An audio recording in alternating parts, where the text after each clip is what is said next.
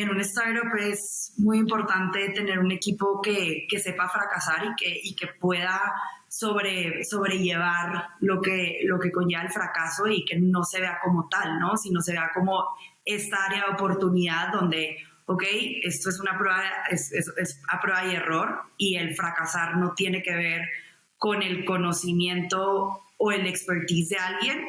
Muchas veces es porque por ahí no va el camino y hay que tener mucha resiliencia para poderse levantar del fracaso y salir y volver a ejecutar con los aprendizajes realmente obtenidos.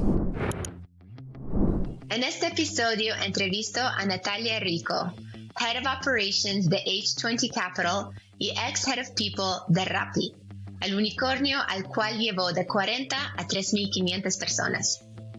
Natalia nos explica por qué People es la responsabilidad del C-Suite y cómo cambió la mentalidad de business-driven founders a ser más people-driven, al mismo tiempo que coachar al equipo de People para ser más orientado al negocio. ¿Quieres conocer más? Sigue escuchando. Pues bienvenida, Natalia, una emprendedora quien fue responsable del crecimiento de Rappi, uno de los top 5 unicornios del LATAM, de apenas 40 personas en México a más de 3.500. Y fuiste la primera mujer mexicana en el C-Suite de Rappi, y ahora estás buscando a repetir esta historia de éxito con otras mujeres emprendedoras a través de H20 Capital, un company builder y un venture capital fund. ¿Qué es lo que te motiva? ¿Cuál es tu propósito de vida, Natalia? Mira, muchas gracias por recibirme y tenerme acá para platicar con tu audiencia. Pues definitivamente para mí mi propósito más grande es compartir mucho de este crecimiento y estos aprendizajes desde el lado bueno y malo que se puede sacar siempre de construir una compañía from scratch y de hypergrowth con muchísima velocidad. Sobre todo entendiendo la importancia de lo que es formar un buen equipo, tener una buena cultura y sobre todo poder llegar a los resultados que la compañía y en este caso los inversionistas también estaban buscando. Bien, explícame a qué te refieres por cultura. Creo que tienes una definición poco común de lo que esto significa para ti y en Rappi. Bueno, la verdad es que es algo que me cuestioné como por muchos años. Creo que la palabra cultura ya está un poco satanizada o está un poco mal, pues más bien se le tiene mucha expectativa a la palabra como tal, ¿no? Yo creo que para mí cultura es la definición de la alineación de un propósito, del por qué nos levantamos todos los días a hacer lo que estamos decidiendo hacer y sobre todo cómo lo vivimos, ¿no? Para mí es mucho este way of working que define mucho cada una de las empresas y cada uno de los equipos de trabajo. Para ti, ¿qué han sido los patrones de way of working o de cultura, si lo entendemos de esta palabra, que son diferentes en startups que pretenden hacer hypergrowth versus una empresa promedio?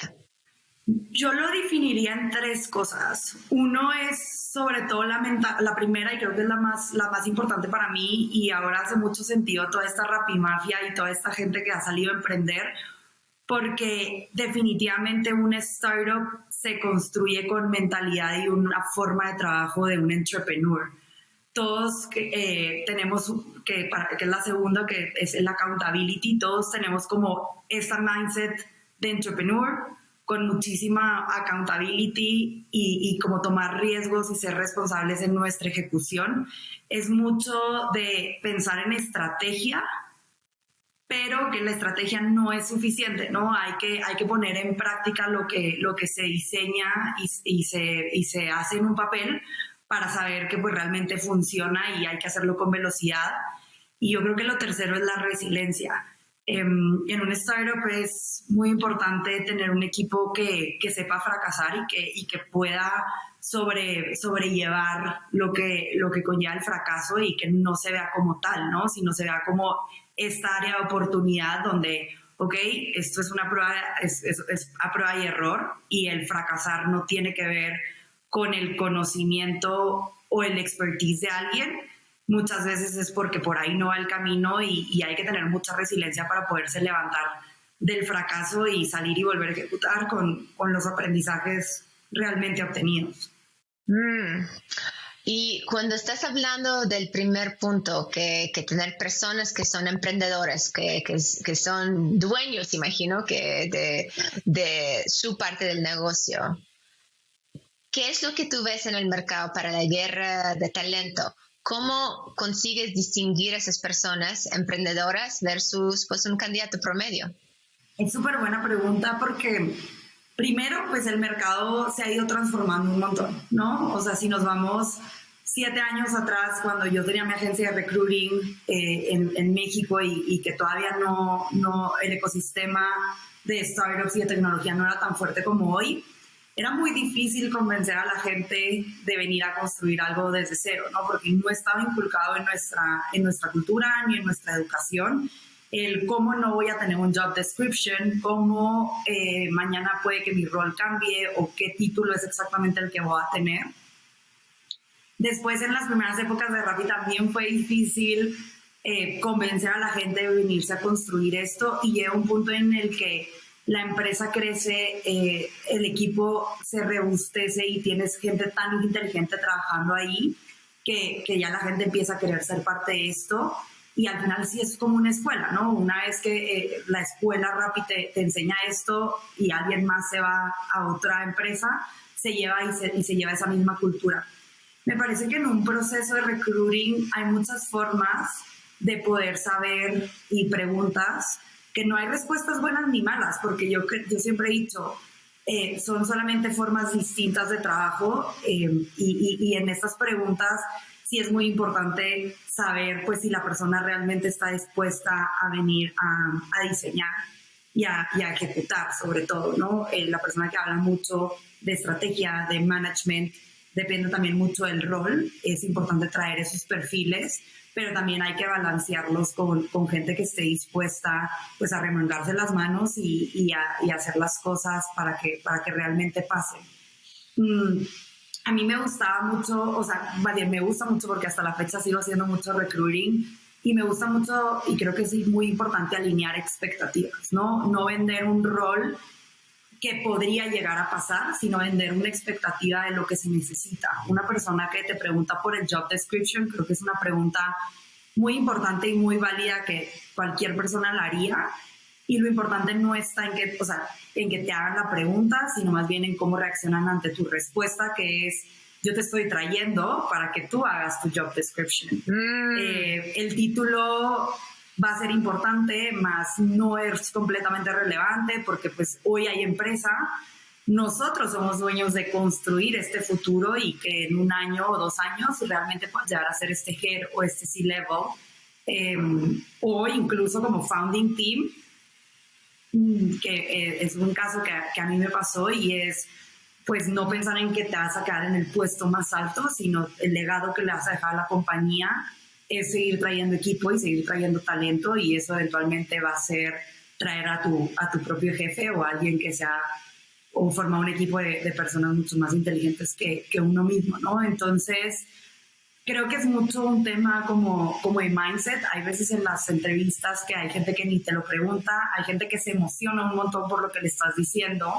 hay gente que se saca de onda, y aquí lo importante es esto, ¿no? Saber que no hay respuesta buena ni mala. Cualquiera de las dos cosas que se busquen son correctas, pero hay que saber, tanto del lado del candidato como del lado del entrevistador, saber que realmente existe ese match en el way of working, que para mí es la cultura. Entonces, buscar una persona que está dispuesta a remangarse, probar las cosas, y sobre la prueba y error, porque van a tener fracasos, construir procesos de lo que sí está funcionando, lo que no está funcionando, y básicamente así crear su rol de las cosas que van a estar ejecutando, midiendo, perfeccionando. personas que también son curiosas, ¿no? Y que también vienen a encontrar, o sea, no solamente es el que venga a encontrar el problema, sino el que venga con soluciones para el problema que encontró. Entonces, creo que va mucho de ese lado la gente que ya ha emprendido, que probablemente ha fracasado, o la gente que se visualiza emprendiendo, pues ahí también puede reconocer cuando hay un alma entrepreneur queriendo aprender y queriéndose desarrollar. ¿Y cuál ha sido tu mejor estrategia para explotar la tecnología para encontrar o seleccionar o desarrollar este talento emprendedor para los startups? Sí, o sea, yo creo que todo el life cycle de People tiene diferentes retos y tiene pues diferentes estrategias que cómo se pueden atacar, ¿no? Creo que en la parte de recruiting sí es muy importante tener un buen CRM que también puedas ir traqueando, sobre todo cuando estás en crecimiento acelerado de equipo. Sí es importante saber que probablemente encontraste un buen candidato, que no es el timing para traer a esta persona, pero que en un futuro lo quieres volver a traer. Sí es importante como el ir consolidando esas conversaciones que se van teniendo, porque también me he dado cuenta mucho de eso, ¿no? También esto es un momento de timing y probablemente esa persona que entrevistaste hoy a lo mejor es la persona que vas a necesitar a finales de este año, ¿no? Entonces es importante como poder traquear esas conversaciones y también traquear a los que no son buenos hires, ¿no? Para que no sea un retrabajo. Eso definitivamente un CRM bueno ayuda muchísimo. Y para dar una buena experiencia al candidato, que creo que también eso es muy importante, ¿no? Y los CRMs tienen muchísimas funciones para automatizar ciertas partes del proceso. O sea, y luego pensando ya desde este onboarding, obviamente viene toda esta parte de operaciones que es muy importante tener pues bien traqueados a todos los empleados que se van contratando y me he dado cuenta en estos últimos meses y con experiencias de personas cercanas lo importante que es un proceso de onboarding. Sumamente importante y creo que muchas veces por el mismo rush y la misma velocidad en la que estamos no nos damos el tiempo o no le damos la importancia a esta etapa y pensar que en esta curva de aprendizaje es importante y estos sistemas y hay mucha tecnología para también poder automatizar y hacer onboarding buenos. Y luego pues viene la tercera parte, que es la parte donde ya estamos viendo retención y que ya llega un punto en el que también necesitas tener performance reviews y que no solamente tienes que evaluar KPIs y métricas de cada equipo o de cada persona, sino también ya tienes que empezar a evaluar cultura, que creo que en un performance review no solamente es si se llegó o no al resultado, también es cómo se llegó al resultado.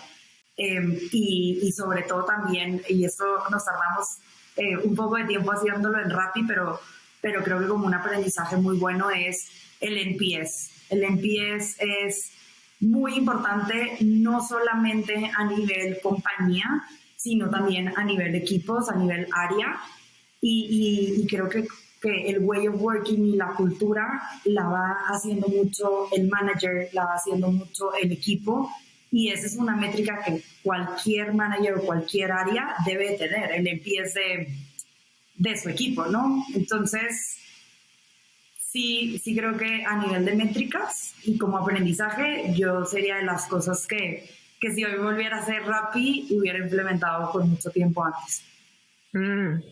¿Y qué son como las métricas de onboarding que, pues, ya sabiendo todo lo que tú sabes, las métricas de onboarding, retención, que hubieras implementado desde el día 1 para poder tomar mejores decisiones sobre el talento? Pues de onboarding me parece que va a depender un montón de la metodología que se implemente, pero está la metodología de 30, 60, 90. Y después de ese diseño que se hace, ok, qué se quiere ver o qué se tiene que enseñar en este onboarding los primeros 30 días y qué se está esperando ver como resultado en cada una de las etapas. Al final ese es el periodo de prueba y es un momento muy bueno tanto para el empleado como para la compañía de tomar la decisión de si continuar o no. y si no, también saber dónde están las áreas de oportunidad y como manager poder seguir apoyando a que esa persona se pueda desarrollar en las cosas que hacen falta. Obviamente estamos hablando de un stage completamente más,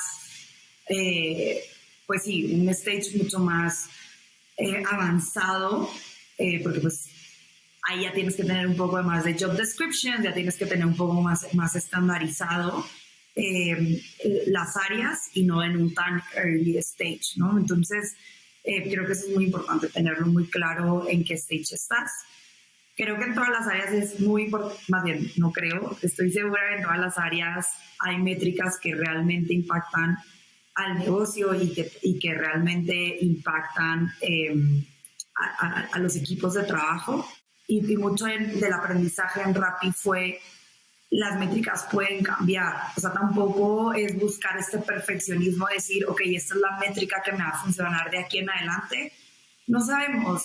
Lo que sí es que probablemente funciona hoy, trata de quedarla por lo menos 2 o 3 meses y si tienes que reaprender y rediseñar, pues creo que eso se trata, ¿no? Como esta mejora continua, pero pues obviamente teniendo mucha congruencia con la realidad del negocio.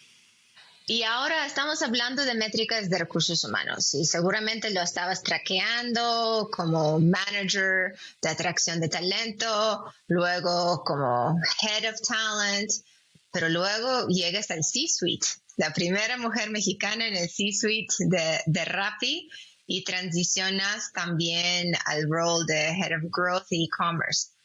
¿Cómo has tenido evolucionar tu lenguaje, tu posicionamiento, tus métricas para poder elevar la conversación de un gerente de recursos humanos donde empezaste al C-suite?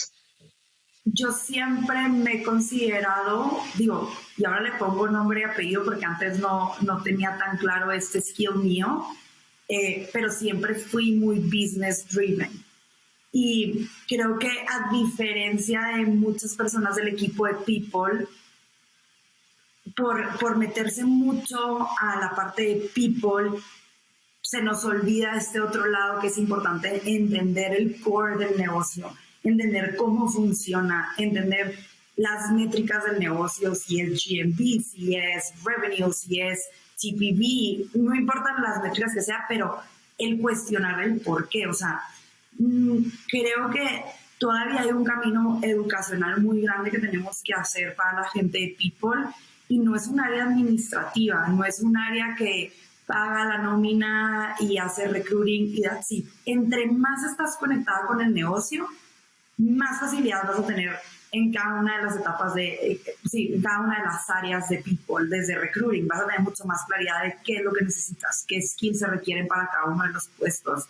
Entonces sí es muy importante desde muy temprana edad de la compañía tener una persona de People y pensar mucho en este HRBP, que un HRBP es una persona, es un business partner, pero no tanto con la bandera de People, sino con la bandera de business. Entonces, creo que eso fue una de las cosas que me permitió crecer dentro de Rappi. El crecimiento de la compañía nos dio el crecimiento a todos, pero creo que mantenerme dentro de ese puesto 4 años fue mucho el poder conectar con el negocio y hacer parte del negocio. Me metía a las reuniones, o sea, aunque no me invitaran, era como, yo quiero estar y quiero entender y de verdad quería entender cada una de las áreas y quería entender qué era lo que realmente hacían. Entonces, eso me ayudó muchísimo. Y siempre me dijeron como, Natalia, vete a business, estás muy conectada con el área de business. Y yo decía, pero ¿por qué una persona de People debería moverse a business? ¿Y por qué sorprende que una persona de People esté conectado con el negocio, ¿no? Entonces decidí permanecer lo más posible en People. Y cuando di el salto al lado de business, obviamente una cosa es verlo desde afuera, otra cosa es ya ser accountable del negocio como tal. Tuve que desaprender un montón de cosas y eso creo que a veces es lo más complicado, pero no era tan ajena. ¿Qué tuviste que desaprender? Pues, por ejemplo, hacer mi propio recruiting y no depender del área que yo misma había construido, ¿no? Entonces yo tenía que formar un área Y al decir, bueno, ok, hay un equipo de recruiters, bueno, en ese momento yo puedo también generar ese valor desde este otro lado, entonces empezarlo a hacer. Pues yo creo que en People sí tiendes a tener un poco más de estructura y claridad de lo que hay que hacer en esta parte de business, como en un área nueva, un equipo nuevo. Teníamos que estar cambiando constantemente. Tuve un manager nuevo, un tipo de liderazgo completamente distinto.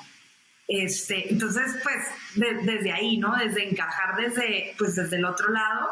Y también fue muy bueno para el área de People, porque también ahora yo siendo el cliente interno, también me di cuenta de muchas cosas que incluso con el equipo construimos que no estaban funcionando y que no hacían sentido. Entonces también tenía yo 360 de poder retroalimentar al área de People y decir, esto pues realmente no hace sentido, o empujemos porque sí hace todo el sentido.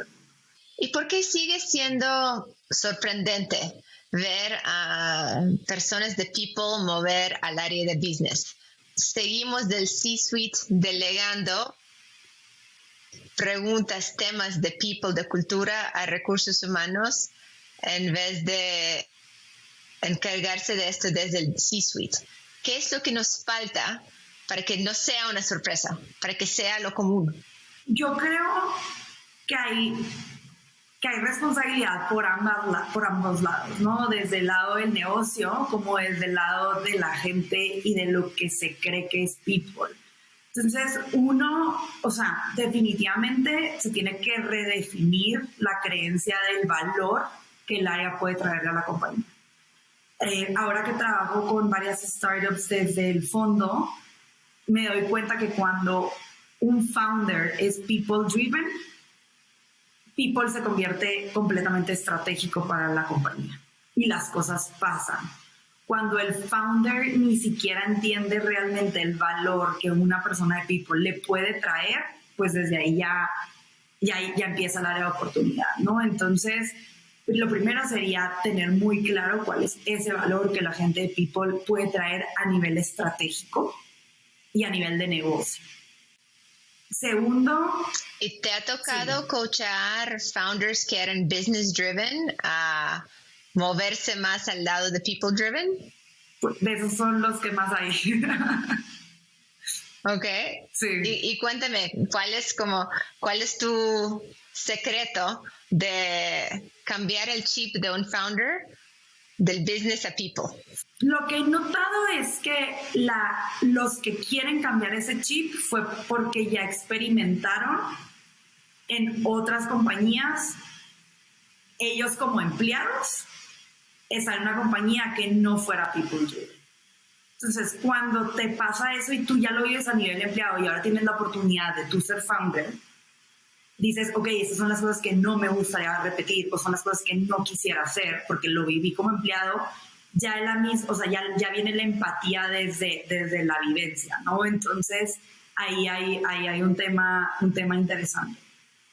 Creo que el trabajo es muy difícil para los que no tienen esa empatía o no lo ponen y al final las mismas situaciones los van poniendo en eso, ¿no? Ejemplo, ¿qué está pasando hoy en el ecosistema? Hoy en el ecosistema es muy importante cuidar el burn, es muy importante formar un buen equipo, entonces también ya es algo que la misma situación de mercado está empujando a ponerle un poco más de prioridad, más bien, no prioridad, pero como más importancia. Si voy a gastar plata, la voy a invertir en un equipo realmente bueno. Entonces le voy a dedicar el tiempo para realmente hacer un proceso de recruiting que me asegure o me dé la tranquilidad de que estoy trayendo a esta gente. Hoy no tengo mucho tiempo para seguir creciendo sin pensar en mis unit economics, entonces tengo que asegurarme que tengo un equipo que it's performing well. Entonces creo que más bien es el mismo mercado y la misma situación está empujando a que esto se vuelva un poco parte, o sea, se vuelva más parte del core y que pues se tenga un poco más como esta importancia. Entonces al final esa es la parte bonita. ¿Cuál ha sido en tu experiencia el mayor conflicto entre businesses y people que has encontrado en alguna empresa, no la tienes que nombrar, y por qué ocurrió y cómo lo resolvieron? Creo que es algo que está muy, muy latente hoy en el ecosistema. Hoy hemos visto que la mayoría de las empresas grandes, enormes, chiquitas, nuevas, han tenido que hacer layoffs. Y ese es una de las situaciones más difíciles que una persona de People le toca vivir, tanto a nivel emocional, personal, como es una situación fuerte el tener que saber que estás teniendo que tomar esta decisión donde ni siquiera sabes si tú vas a salir impactado, pero la compañía a ti te necesita para poder ejecutar esto. Y cuando se tiene que llegar a ese acuerdo de quiénes, cuándo y cómo tienen que salir, hay muchas conversaciones en donde muchas personas tienen que estar involucradas. Y ahí es donde a veces la gente de People quedamos como los malos del cuento, ¿no? Y es donde se nos olvida que el negocio y People son, o sea, comparten intereses, pero People también tiene que ver por los intereses de la gente. Entonces, creo que eso ha sido de los retos más grandes que me ha tocado vivir y que estoy segura que hoy muchos están viviendo. Son difíciles y creo que la mejor manera de afrontar esto es con mucha paciencia, con una muy, muy buena comunicación entre áreas, entre equipos y con muy buenas expectativas. Y la verdad es que algo que se me permitió a mí siempre hacer en Rappi fue expresarme, estuviera o no estuviera de acuerdo, y también ejecutar y hacer las cosas que también fueran con mis valores y con mis principios, ¿no? Y por eso creo que aunque el reto fue difícil, hoy, aunque volteé atrás, como me siento tranquila en que siempre estuve siendo muy, muy congruente conmigo misma y con la compañía y con la gente. ¿Y cuáles son tus iniciativas top para 2023? ¿En qué estás trabajando en términos de People? Ok, entonces en términos de People, hoy pues H20 es un fondo que invierte en very early stage. Invertimos en Pre-Seed, Seed y Serie A, pero en su mayoría hoy trabajo con las empresas que están entre Pre-Seed y Seed. Y ahí hay un sweet spot que la verdad a mí me encanta, porque es la parte donde podemos llegar a ser muy, muy emprendedores todos y tener mucho impacto. Sí estoy trayendo mucho a la conversación el tema de Employee Value Proposition. Creo que es importante diseñarlo desde un inicio y también hacer que las empresas se vuelvan un poco más competitivas por una buena cultura, por tener unas buenas bandas salariales que no sobrepasen del mercado y que también puedan como reclutar este equipo. Me encanta trabajar con founders que quieren mejorar en temas de management. No soy coach, porque no estoy ni siquiera certificada, pero me encanta poder como hacer medio de esta función de coach y poder identificar dónde están esas áreas de oportunidad, y cuando el founder tiene la apertura para mejorar, el trabajo es súper bonito porque lo primero es aceptarlo y después quererlo trabajar, y una vez que recibes esos tips o esos consejos o esa ayuda, el impacto es inmediato. Entonces eso la verdad es algo que disfruto un montón, diseñar y asegurar que el diseño organizacional de la compañía esté bien hecho. Siempre digo, ese tiene que cambiar, no se escribe en piedra, pero disfruto mucho en meterme en temas de org design. Y bueno, y pues del lado del Company Builder, pues lograr estos primeros 100 días con la empresa que incubamos, reclutando este founding team, haciendo todo el go-to-market, y esas son como las metas que tengo por Q.